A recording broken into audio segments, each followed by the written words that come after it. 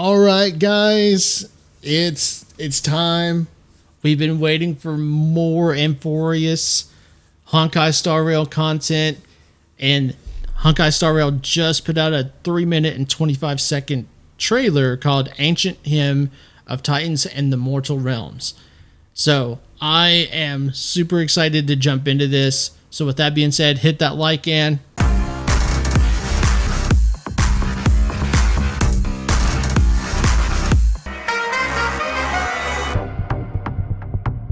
And now let's jump into this. I'm really excited to just see what this is all about. Even now, Kefali continues to bear the dawn.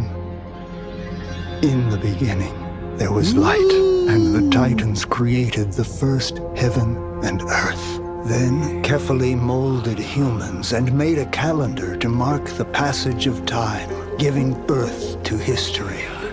All right, Humanity definitely thrived in a golden going age. for Greece. Their countless cities covered the world, sometimes in harmony, sometimes in strife, till the heretical black tide came from beyond the sky and swallowed Amphoreus.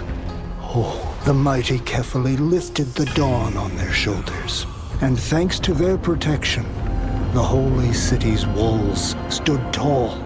But a Titan's eternal slumber was the price we paid. Now darkness envelops Amphoreus. So the Titan holding up that big sun, for lack of a better word, is just basically a way for them to kind of like delay the inevitable, so to speak. Because as we can see, Styxia looks like it's kind of getting covered up in purple shit. So, and we still see this shadowy cloud, like he just kind of mentioned, it still is at their borders. So we're getting an idea of what the overall plot is when it comes to the world of Amphoreus. And the horns of war sound from within Castrum Kremnus' ruins. The black tide took Nikador, the Titan of strife. And in madness, they fell. Their armies now raise their spears, vowing to set this broken world aflame. The messengers beg, hastening to the remaining cities for help, but receive only silence in return. Temple of the Three Fates, Yanosopolis. Are the priests there willing to share their god's prophecy? No. The scales have long been broken, and Orynyx the Time Weaver hides in the mist, their prophecy silent. The cradle of knowledge, grove of epiphany. Are the sages there, willing to provide their knowledge? No. The flames of war burnt through all the leaves, and even Circe's the Reason Titan has entered death's embrace. They're kind of godlike figureheads are basically either being corrupted or are dying or dead. And it basically is setting up that Amphoreus is just on a path toward a shit show. I'm wondering if, and this is where I'm kind of curious now that we're kind of getting this laid out on the table for us. Is it just mere coincidence that we, the Astral Express, have managed to show up just in time in their moment of need? Or was Black Swan, if I remember correctly, it was Black Swan who recommended us going there, was more than just coincidence? I think that is a good question to ask. Death. Thanatos, the Death Titan, once promised to guide the deceased back to the River of Souls. But even when the ocean waves have fallen silent, where is the Reaper who protects the lost? And Aquila, the giant god of the sky, why have you closed your eyes, leaving humanity alone in the Evernight? I think it looks badass. Gods, what has happened to you all? Even now, Kefali continues to bear the dawn, but the holy city's walls will not stand eternal. The age of Titans has fallen, and only heroes can bring hope. One day, the nameless deliverer will inherit the gods' core flames and reform this broken world, just like that world bearer, Kithali.